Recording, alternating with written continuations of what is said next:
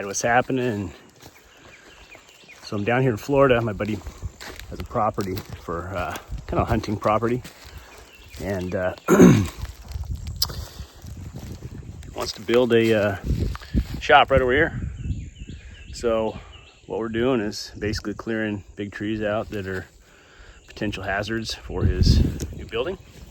And we also have a whole bunch of material here from storm damage from 3 hurricanes over the last 2 years, the worst one being Hurricane Helene last year. So we got a West Coast meets East Coast falling operation, clearing operation to get him ready to throw up a shop someday.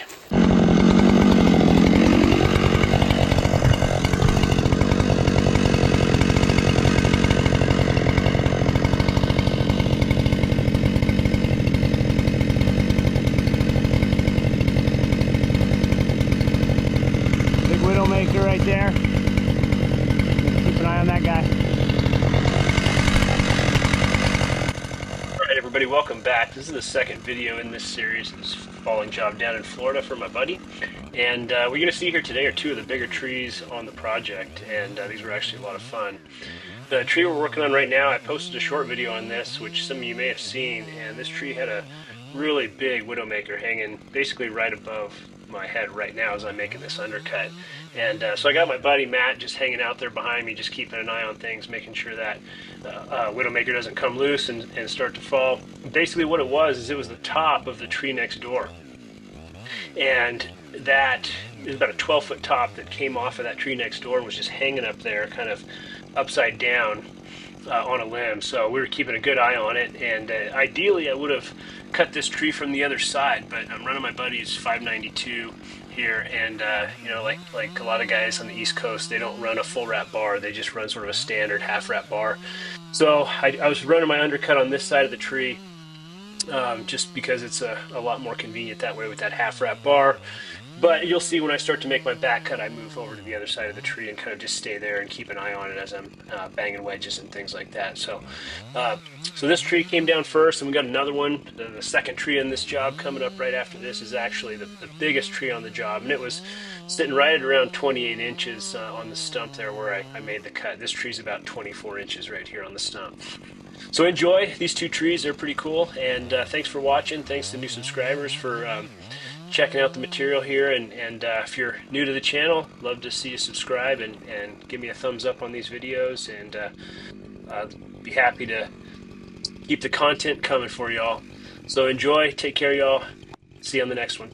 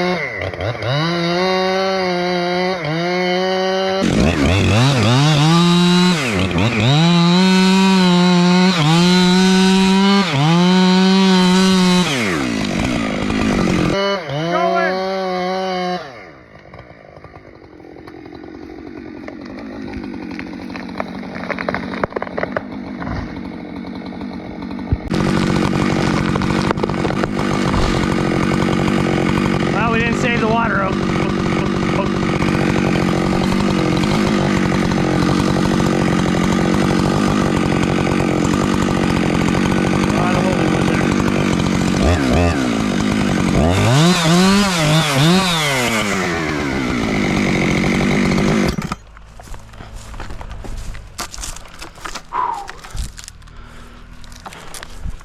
Get him out of here.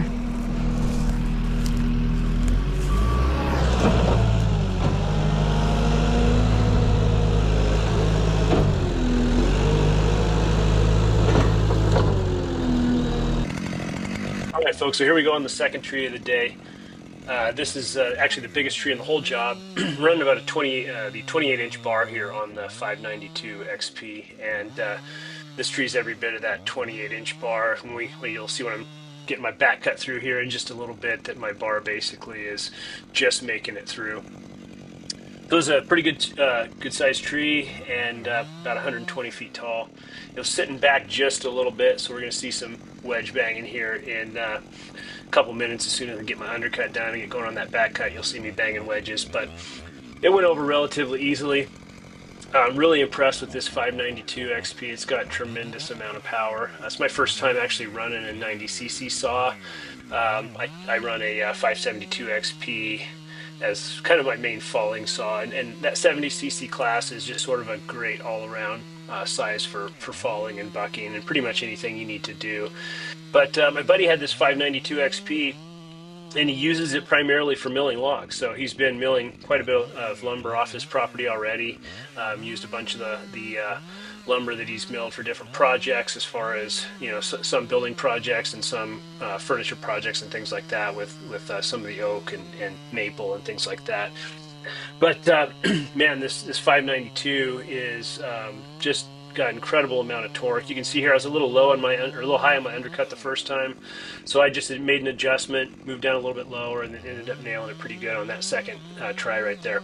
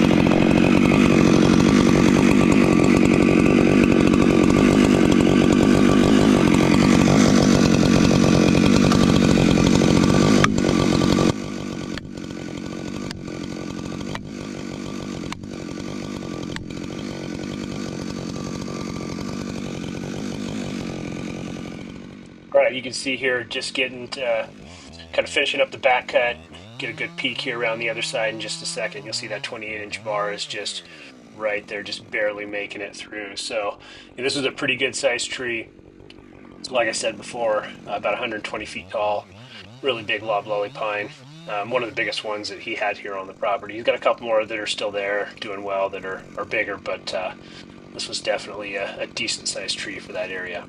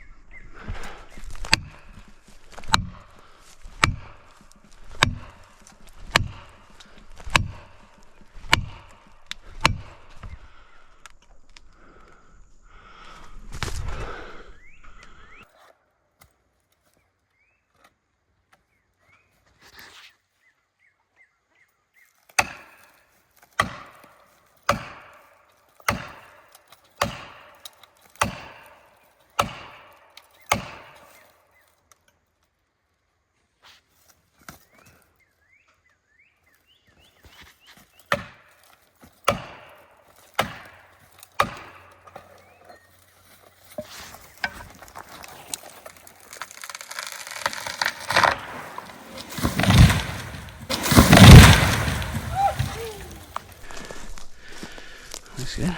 Textbook. Yeah, a little high on my back cut, but better be high than low. Yeah. All right.